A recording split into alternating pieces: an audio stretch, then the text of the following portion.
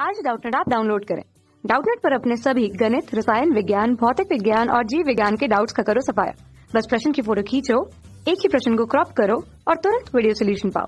अभी डाउनलोड करें। Hello friends, हमारा प्रश्न है, दो समरूपी बॉल बियरिंग एक दूसरे के संपर्क में हैं और किसी घर्षण रहित मेज पर विरामावस्था में है।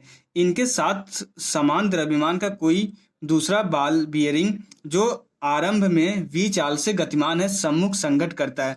यदि संघट प्रत्यास्थ का है तो संघट के पश्चात निम्नलिखित चित्र में से कौन सा परिणाम संभव है। ओके, तो यहाँ पे क्वेश्चन में क्या बोल रहा है, क्वेश्चन में ये फिगर भी दिया गया है, तो आप देख लीजिए कि क्वेश्चन में क्या दिया है। क्वेश्चन में ये बोल रहा है कि ये समान द्रव्यमान के जो है दो जो है बॉल बियरिंग एक क्षैतिज मेज पर रखी हुई है। एक तीसरा जो है समान द्रव्यमान का ही है, v वेग से गतिमान है। जब ये इससे टकराता है तो ये तीन स्थितियां दी गई है। तो पूछ रहा है क्वेश्चन में इन तीनों स्थितियों में जो है कौन सी स्थिति जो है सही ग्राफ को, सही चित्र को प्रदर्शित करती है कि टकराने के बाद क्या होगा।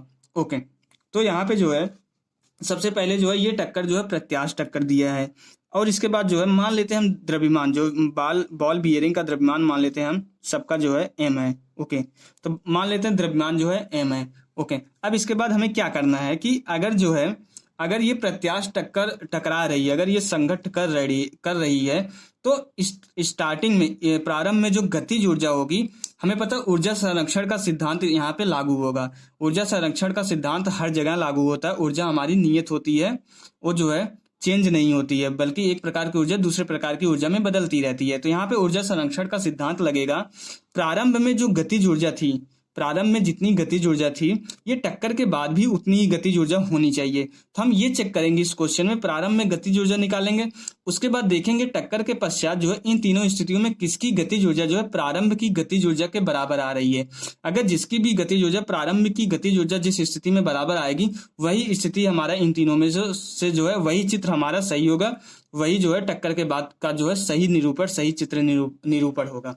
ओके, तो यहाँ पे अब सबसे पहले जो है हम क्या करेंगे, ये जो प्रारंभिक गतिज ऊर्जा है वो निकालेंगे। तो हमने मान लिया द्रव्यमान तो बॉल बियरिंग का है स्मॉल m। अब हम क्या लिखेंगे कि ऊर्जा संरक्षण के नियम से, यहाँ पे जो है ऊर्जा संरक्षण नियम से, ऊर्जा संरक्षण के नियम से क्या होना चाहिए, जो प्रारंभ में गतिज ऊर्जा KI है वो अंतिम गतिज ऊर्जा KF के बराबर होनी चाहिए। तो यहाँ से आप सबसे पहले हम प्रारंभ में गतिज ऊर्जा निकालेंगे। ओके, तो प्रारंभ में गतिज ऊर्जा हम देख रहे हैं कि ये जो है ये तीनों द्रव्यमान जो है, ये दोनों द्रव्यमान जो विरामावस्था में है, सिर्फ ये द्रव्यमान गति कर रहा है। तो अगर सिर्फ ये द्रव्यमान गति कर रहा है तो सिर्फ इसके कारण जो गतिज ऊर्जा आएगी। तो निकाय की जो प्रारंभिक गतिज ऊर्जा कितनी हो जाएगी, 1/2 mv² हो जाएगी।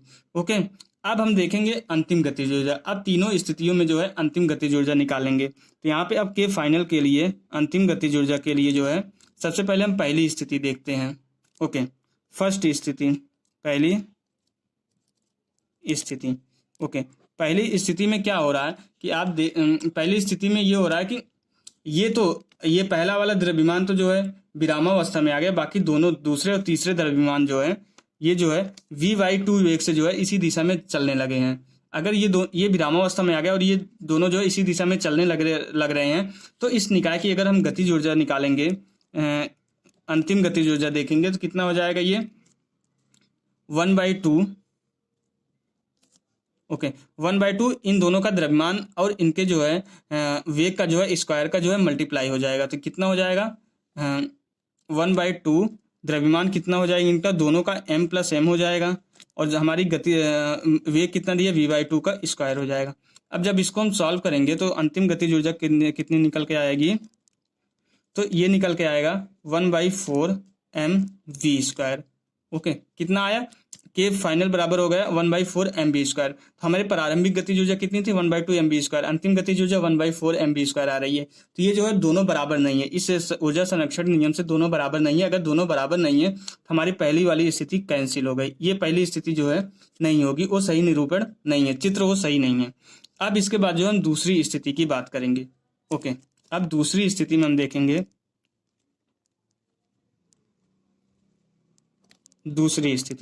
दूसरी स्थिति में अगर हम अंतिम गतिज ऊर्जा लिखेंगे तो दूसरी स्थिति का क्या फिगर है एक बार देख लीजिए आप। इसमें दूसरी स्थिति में ऐसा हो रहा है कि ये दोनों द्रव्यमान जो है रेस्ट पे आ जा रहे हैं, विरामावस्था में आ जा रहे हैं। ये तीसरा द्रव्यमान जो है v वेग से गति करने लग रहा है। तो अगर इसके लिए, सिर्फ इसके लिए अगर गतिज ऊर्जा लिखेंगे, कितना हो जाएगा हमारा अंतिम गतिज ऊर्जा हो जाएगी हमारी 1/2। द्रव्यमान सिर्फ एक पिंड गति कर रहा है तो उसका द्रव्यमान कितना है, m है, और v स्क्वायर हो जाएगा, वेग v है, तो ये 1/2 mv स्क्वायर।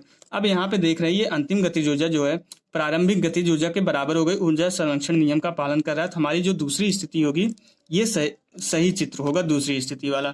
अब एक बार हम तीसरी स्थिति वाला भी चेक कर लेते हैं कि तीसरी स्थिति वाला जो है सही चित्र होगा कि नहीं। अब यहाँ पे हम जो है थर्ड स्थिति की बात करेंगे। थर्ड स्थिति में ओके, तीसरी स्थिति में अगर हम गतिज ऊर्जा निकालेंगे, तीसरी स्थिति का चित्र क्या है सबसे पहले वो देखते हैं हम। तीसरी स्थिति में जो है आप ये देख रहे हैं तीनों द्रव्यमान जो है v/3 वेग से चलने लग रहे हैं। तो यहाँ पे जो गतिज ऊर्जा लिखेंगे तीसरी स्थिति के 1/2 m plus m into v/3 का स्क्वायर हो जाएगा। ओके, तो यहाँ से ये कितना हो गया अंतिम गतिज ऊर्जा 1/2 into 3m into v square divided by 9 हो गया। ओके, अब ये क्या होगा कि ये जो 9 है ये 3 से कैंसिल हो जाएगा, और जब इसको सरल करेंगे तो यहाँ से गतिज ऊर्जा कितनी आ जाएगी। हम जब इसको सॉल्व करेंगे तो यहाँ पे जो गतिज ऊर्जा आएगी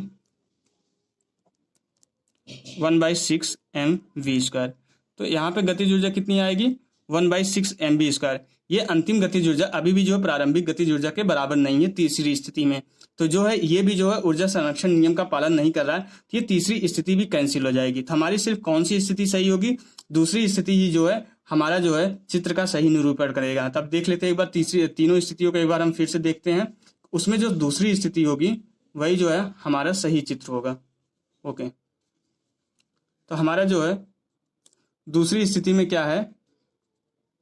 ओके, तो यहाँ पे हम ये देख रहे हैं कि पहली स्थिति जो हमने गलत, ये तो गलत चित्र हो गया और ये भी गलत चित्र हो गया। हमारा सही चित्र यही होगा कि जब भी जो है तीन समान द्रव्यमान अगर टेबल पे रखे हैं, दो द्रव्यमान जो है समान द्रव्यमान के जो है दो पिन टेबल पे रखे हैं और तीसरा जो है v वेग से आके टकराता है इस पे, तो आगे वाले दोनों द्रव्यमान जो है रेस्ट पे हो जाते हैं, तीसरा वाला द्रव्यमान जो है उसी समान वेग से जो है आगे गति करने लगता है।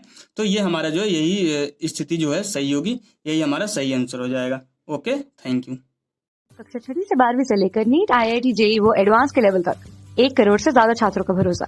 आज ही डाउनलोड करें डाउटनेट ऐप या व्हाट्सएप करें अपने सारे डाउट्स 8400 400 400 पर।